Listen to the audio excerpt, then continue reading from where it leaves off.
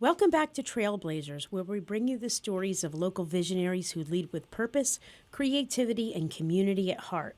Today, I'm honored to introduce Ken Szydlow, Vice President and Chief Marketing Officer at St. Luke's University Health Network. With decades of storytelling experience and a deep sense of place, whether through award-winning media, heartfelt community program, or even caring for hives, Ken shows how inspiration flourishes when marketing meets meaning.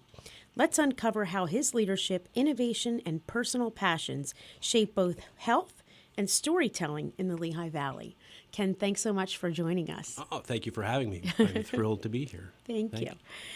Can you share with us a little bit about your journey, both personally and professionally, that led you to the role as Chief Marketing Officer at St. Luke's? That's a big job. Yeah. It's a job, though, that I'm very passionate about. We were speaking just before we went live about cameras, and I don't know if you know this, but I've been an avid photographer my entire life. Oh. And I've had a camera in my hand probably since I was 7 years old. And when I turned 13, I learned how to develop black and white film. And that kind of is what got me into the healthcare field. I was hired at age 15 to develop x-rays at Lehigh Valley Hospital. Oh, so wow. when everybody else was volunteering or candy striping in these hospitals, Myself included. I just happened to be there at the right moment when they were looking for someone who'd be willing to work on the weekends, spend 8 hours a day in a dark room, and develop x-rays. Wow. So that job no longer exists. Obviously, technology has taken that away. But that was my first foray into being in a hospital system. Wow, interesting. And I stayed in that capacity of film developer and patient transport throughout high school and college. But it got me more and more interested in what was going on inside the business side of the hospital. And after a couple of internships, when I was trying to figure out what I wanted to do with my life, I wanted to go and get my master's degree on business. I utilized my hospital experience to say, you know what, this looks, for the most part, like it could be a 9-to-5 job. I was naive, but I thought 9-to-5 job, so I could go out and follow my passions of photography and videography on the side. Yeah. And I didn't really get to do that until later in my career. But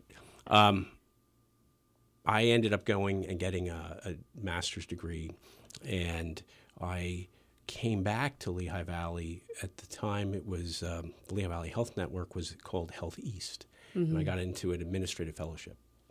And I had a very unique experience where I got to work with senior leadership and board trustees. I got to see the inner workings at the highest levels of a hospital system. And this was for St. Luke's at the time? No, this was for Lehigh Valley Health Network. Interesting. St. Luke's was just one hospital system at the time, and one hospital, I should say. Health East was the parent company. It was one of the first large health systems in the United States that was forming right here in the Lehigh Valley. And when I joined as this administrative fellowship, again, got access to many different aspects of healthcare. By the time I completed that fellowship, they hired me into a marketing planning position. Interesting. And so administrative fellowship, does that exist anymore? Does that opportunity, or is it now called something else? It depends on the program, because I was in a business program that had a focus on hospital systems. The requirement, I was at Duke, and the requirement was after you graduate, you had to spend a year in an administrative fellowship. Some hospitals still offer them, but that was a requirement of my graduation. That sounds like a really great opportunity to be able to take advantage of. It was. And it's funny, all that structure of Health East, that eventually became what is Lehigh Valley Health Network today. And so how did you end up at St. Luke's then? It wasn't until a number of years later, because I worked at Lehigh Valley for, I worked until I was in mid-20s. Okay. And in a marketing and planning capacity. And then I just decided to leave because I was 28 and I wanted to do other things, and I worked for some other hospital systems in the Mid-Atlantic. And then around age 30, I got recruited to a hospital system in the Hudson Valley region of New York, Vassar Brothers Medical Center. And I started as a vice president of business development. In fact, I got started a new job, got married, and bought a house all within 4 weeks. Oh, wow.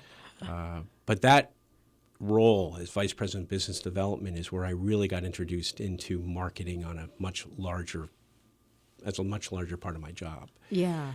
And how marketing dovetails into essentially fundraising, I would imagine, yeah? Correct. But I was also involved in all aspects of revenue generation, new business development, physician recruitment, pharmaceutical trials. But I spent 10 years in that market, but really came to realize that the marketing aspect is what I enjoyed the most, the marketing, the public relations. And, looking back on, because you've done some great work, right? And we'll get into that in a second. But looking back, was there any pivotal point or campaign perhaps that just, you're just most proud of and, kind of rocked your own world from a creative perspective? Yes. Do share. I like telling this story to my students, but there are certain campaigns that really stand out and you learn from them. And what I like to tell is that it's always good to know the facts, but emotion, and for me, in marketing and advertising, emotion trumps facts. Mm-hmm. So the campaign that was defining was this advertising campaign for a number of orthopedic specialists. And obviously they do great work. They do things to improve people's physical abilities. Mm-hmm. But the surgeries take place when people are basically under anesthesia, so they don't know what's going on. So you have to show how these physicians and their skills improve your life. So I paired actual patients with real physicians. And one of the defining images was I took a more elderly woman who just wanted to be able to knit again. And she had hand surgery, and she was so ecstatic by the ability that she had, that she regained, that I photographed her sitting on a stool with this long scarf that she was actively knitting. And next to her on another stool, I had that scarf extended and wrapped around the neck of the actual orthopedic surgeon who had helped her. I just got chills.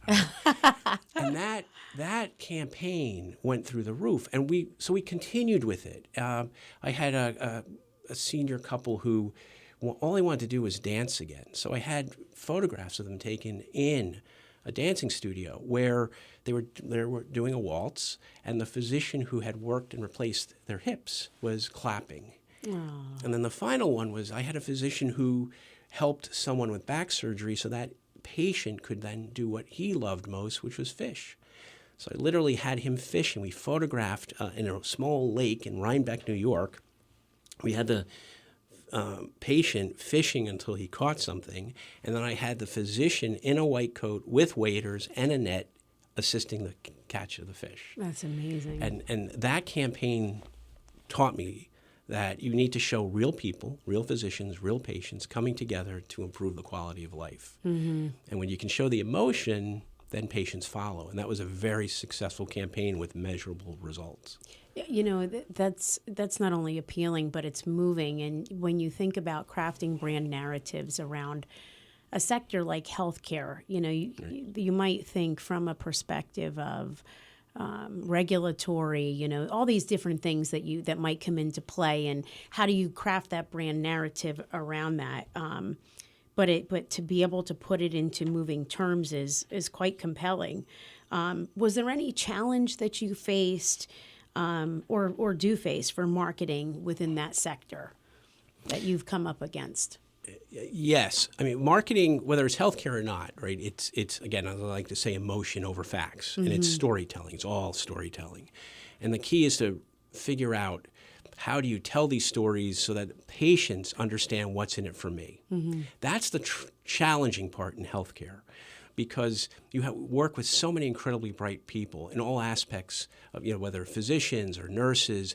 They're very proud about what they learned in school. Mm-hmm. They're very proud about the technology that they use. They're very proud about the skill sets. But patients don't really understand that. So they understand the outcomes. So just like BMW doesn't advertise what's under the hood, mm-hmm. they talk about it's the experience, right? Yeah, and the ultimate driving machine.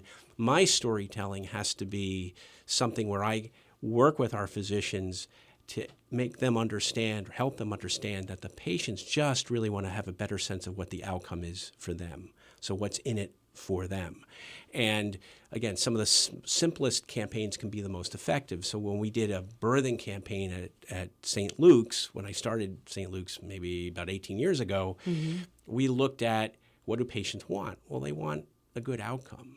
So we came up with a very successful campaign, which we use to this day. You expect, right? Expected mothers, you expect, we deliver. Wow. And that fires on all cylinders, especially when you show real doctors, real patients, and successful births, successful babies. That's awesome. So you lead a team, right? And you've earned multiple Mid-Atlantic Emmy Awards for shows, for various campaigns, but also for shows like Wellness 101 and Health Now. I've actually seen you and your lovely wife at the Emmy Awards when we were both in attendance. St. Luke's is known for forward-thinking marketing. What campaign or initiative would you say, not that you're most proud of, but maybe that compelled your team, that really kind of, made your team feel good about what they were doing? Can you share that? I mean, yes, there's so many. If we do about 10 to 12 major campaigns a year, and so over the span of almost 20 years at St. Luke's, there are a lot of campaigns to pick from. There was a campaign that was also a little controversial a couple years ago. Our competitor was highlighting their physicians. They had taken technically very sophisticated photos of their physicians and putting them on billboards, and these physicians were staring into the camera, their arms were crossed, and they were basically saying, I have, undertaken more surgeries than anybody else. They were bragging about their surgical numbers. We had to come up with a response to that. So my team and I, we assembled a campaign that was would combat that.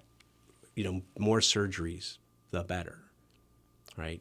And we did focus groups because that's something we're very proud of too. We always test and try to assess what our patient populations, what appeals to them, what resonates to them. So we did this campaign where we came out swinging and said, better doctors, fewer surgeries.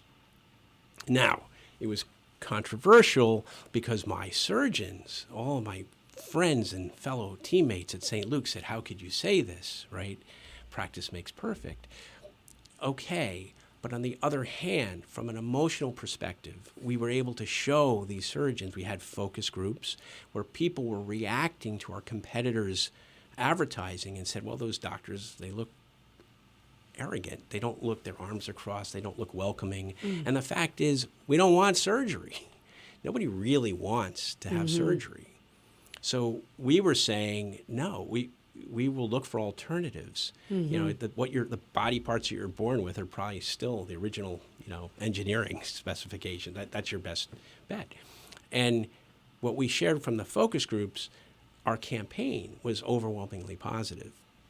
And then the reason my team was proud of it, because we get unsolicited feedback, good and bad, from the public. This campaign had phenomenal unsolicited feedback. We had letters, we had phone calls, we had emails, people saying that campaign spoke to them. That's what they were looking for, to work with a healthcare provider that cared enough to look at different options. So, and let me just talk here for a quick second about, and we're going to get a little bit into the beekeeping and how that kind of correlates to your leadership, but how important, because you've kind of created a culture of innovation and empowerment from a perspective of giving them latitude from a creative perspective, which not everybody's willing to give up the reins, right? And because, brand content, when that falls on you, right? It's your responsibility if a campaign goes haywire. How important is it for you to empower your team and give them the latitude and encourage them and really bring out the best from that perspective, from a leadership perspective? Well, as a leader, for me to be successful, I have to surround myself with people who really know their particular area, and they need to know it better than me. And I consider myself, I'm a classic ENTP. I believe in these personality studies. I'm a big picture guy. I ask questions. I debate everything. But for me to be successful, I need to surround myself with people who really are masters in what I would call either the micro or the more specific areas. And I have a team of people who are experts in public relations and marketing, and my job is to let them do their job. And I've been lucky to work at St. Luke's, where I have a leadership team that trusts me and also enables me to do my job relatively unhindered, which you don't find in a lot of healthcare organizations. I mean, our president and CEO, who's a master, Rick Anderson, he's a master strategician. He's also a master of tactics. Yeah. Lets me do my job Yeah. because he knows that I can deliver, my team can deliver. So you mentioned the bees, right? In a hive, I'm a beekeeper. I spend a lot of time with bees. You have a queen bee. You have 100,000 bees in that hive. She sort of sets the mood of the hive. If she's angry, the hive is angry. If she's calm, the hive is calm. But those 100,000 bees all have specific roles to play. Some look for food, some collect pollen, some nectar, some feed the young. Her job is to watch over that hive, but let every worker do what they do best for the collective interest of the hive. That's how I look at leadership. That's what I try to do with my team. I have a skillful team, let them do their thing. I'm there to help guide, make sure we stick to priorities, weigh in and edit where necessary. But I find people who know their craft, and I work with them. Why bees? So you mentioned you're a beekeeper, right? Let's talk about that for a second. Tell me a little bit about that. So one of the hobbies that you have from a personal perspective is you beekeep, right? Yes. Tell me where that is. But also you walk in nature, and you've blogged about this or vlogged. Tell me a little bit about you as the person. Yeah. I am always been an outsider. I like being outside. I like hiking, biking. I like being a nature photographer. And those interests brought me to a local organization, Wildlands Conservancy. And I volunteered there. I got on the board. And my experience at Wildlands really educated me on the importance of pollinators in our environment. In the world, we rely on fruits, vegetables, trees, plants. Those plants and trees, they can't lift roots up to go meet, mate, and replicate. They rely on an intermediary. That's a pollinator, like a bee. So if you don't have bees in place helping produce new crops, we're, as a population, in real trouble. So I just got fascinated by that whole concept, and as I got more interested and learned more about bees, I decided to give it a try. And I was very lucky because I found some bee mentors who were willing to teach me, and then I found my friends and neighbors at Black River Farms. They allowed me to set up hives. So I've grown from 2 hives to, given the year, maybe up between 15 and 20 hives. And I find it strangely relaxing to watch all these bees work the way they do. Small business opportunity with selling some honey, perhaps? I actually give my honey to Black River Farms, and then they sell it. Awesome. I just appreciate the opportunity to utilize and have access to their property. Let's go back a little bit because, you mentioned the dynamic of a hive, right? Yes. We came out of just a few years ago, 5 years ago, we came out of a huge challenge in the healthcare sector, that being the pandemic. How did you lead your hive during such a challenging time? And how did you put together campaigns that resonated and achieved goals that needed to be achieved at that point? We had to be agile, we had to be dynamic, and we had to react very quickly to what was going on in the environment. I mean, we were under attack. We had this virus. We had no idea. We had people studying it. We had people providing care. Our job was to really shift from marketing into more of a communications, public relations mode. So as a company, we went to daily communication, so that the clinical people who ran clinical operations, people who studied the infectious disease, the nursing, the physician component, all met regularly, and marketing was right there from a public relations role at the table. So when new developments occurred, we were able to cascade that message very quickly.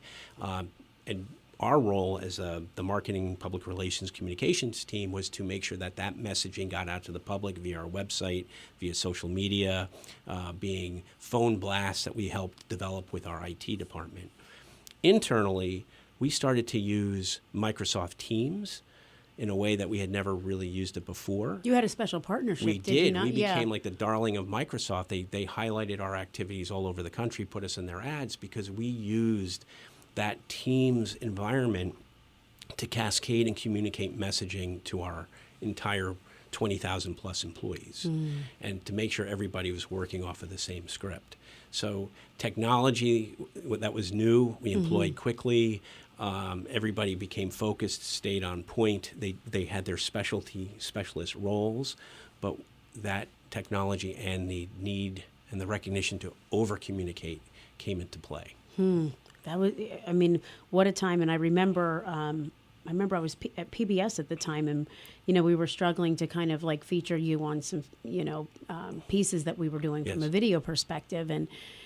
And Teams was the platform that you guys needed to use. And, we were like, well, what about this? And what about this? And no, we can't do that. We're going to stick with Right. Teams. And Yeah. I remember the partnership, and I was like, wow, that you've gained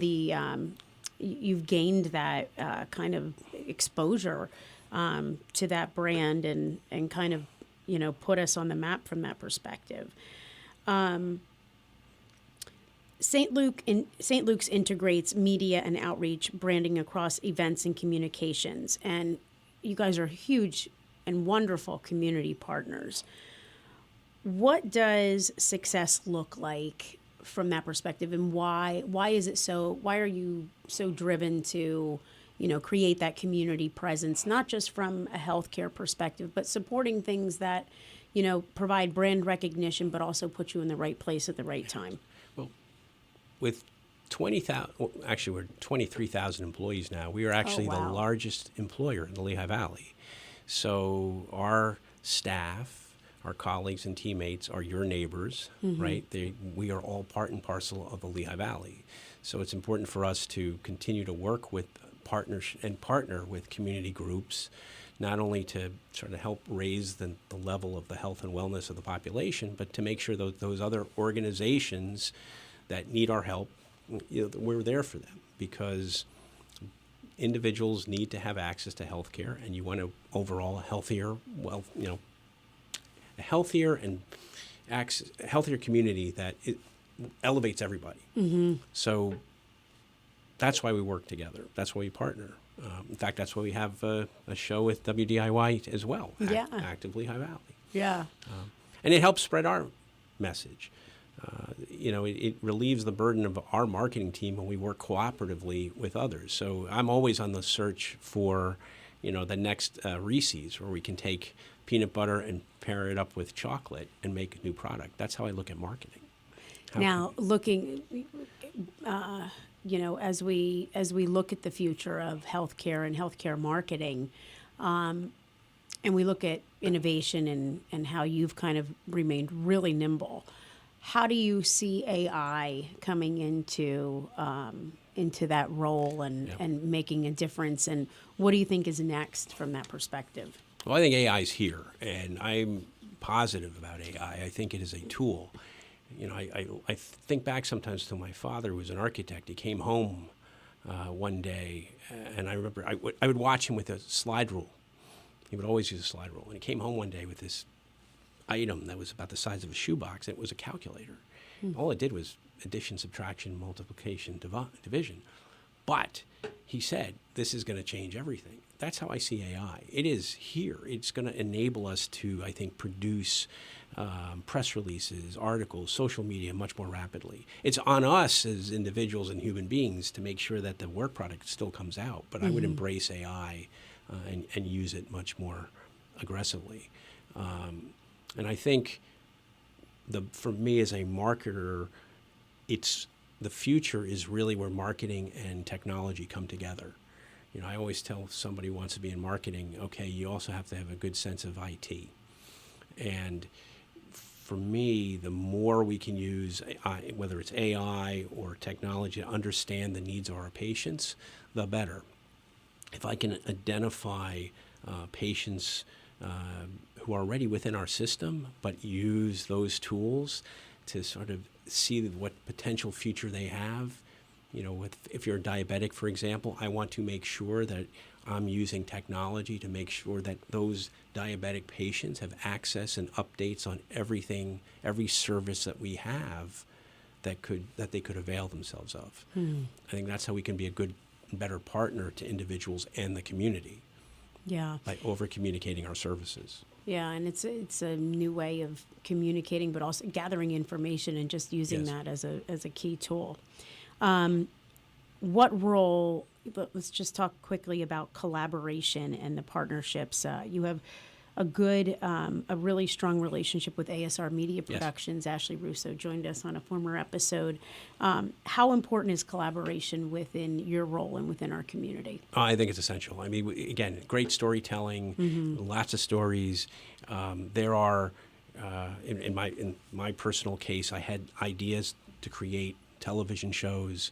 I had the support of my colleagues at work to do it. I had lots of talented people to work with, but not everyone had the skill sets that, say, someone like Ashley had. And when I met Ashley and I talked to her about what my vision was, she saw it and she executed it. So I love to say that I had an idea, but she made it come to life. And she and her team made it come to life incredibly well. We have a good working relationship with Jeff Hartney, someone else who we've won Emmys, Wellness 101. He had an idea, and he came to me. I like to say I was smart enough to recognize he had a really good idea. And then together we worked on how to make his vision come to life and support the health aspects by giving him access to people on my team and within the hospital who could help take his show to the next level. So to me it's a give or take, and that also makes it more interesting because you bring new ideas in, and you find people to work with who share your vision, and that just makes it fun. Win-win for everybody. Win-win for everyone. So now I would be remiss if I didn't mention that here we are on your birthday. Happy birthday, by the way. Oh, thank you. Thank you. What's next for you from a personal perspective? Do you have any personal aspirations? Do you have any more? Do you want to get into anything professional? And what does success look like? And what advice would you offer other leaders? I think keep pushing boundaries and be open to where ideas take you, right? For me, I love what I do. I love working at St. Luke's. I love teaching. I would like to continue to teach with Muhlenberg or other programs if possible. Personally, I really want to see where AI goes, and I want to be on the forefront of using AI to do storytelling like it's never been before. I've been lucky to be able to say I'm one of probably the first healthcare marketers to really produce television shows on a regular basis. I haven't found other, hospitals to do that, hospital systems that have done that, and I've be open to where interesting, innovative. Unique projects take you. I mean, look, we work with a local vendor to create a beer that celebrated our 150th anniversary. Lost Tavern Brewing at 1872. It was one of their best-selling beers. Wow. And our employees love it. Everything in moderation, but that keeps it interesting to me. Yeah. And as you know, I like to hike and I like to bike, and I just want to keep having more of those adventures. Yeah. So just with a couple last minutes here in the program, as you look forward from the teaching perspective, because we didn't really touch on that much, and you said you want to do more. So you're doing it with Muhlenberg, but yes. What is it that you're focusing on? It's marketing. It's a healthcare marketing class. It's for continuing education students. It's in the evening. It's a survey course of marketing using real-life examples. We work out of a textbook. I use a lot of current case studies. And some older ones. I mean, I think the class favorites is the old Pepsi Challenge. If everybody liked Pepsi and the Pepsi Challenge, why did Coke continue to outsell Pepsi? So we talk about that. And I try to bring guest speakers in for every class that reflect and build upon what they read prior to class. Mm-hmm. And I wanted to throw that in there at the end here, because I think it's a really important thing as leaders continue to move on from, their roles or whatever they're doing in their own way. It's important to educate the next generation and kind of let them know how to get it done. Ken, thank you so much for letting us walk through your health messaging, creative innovation, and even your apiary with you today. Your story reminds us that leadership is about believing in the narrative, nurturing growth, and caring deeply for both people and place. To our listeners, may Ken's blend of media mastery, authenticity, and quiet nature wisdom spark something in you, whether in your work, your walks, or your storytelling. Until next time on Trailblazers, keep telling the stories that matter.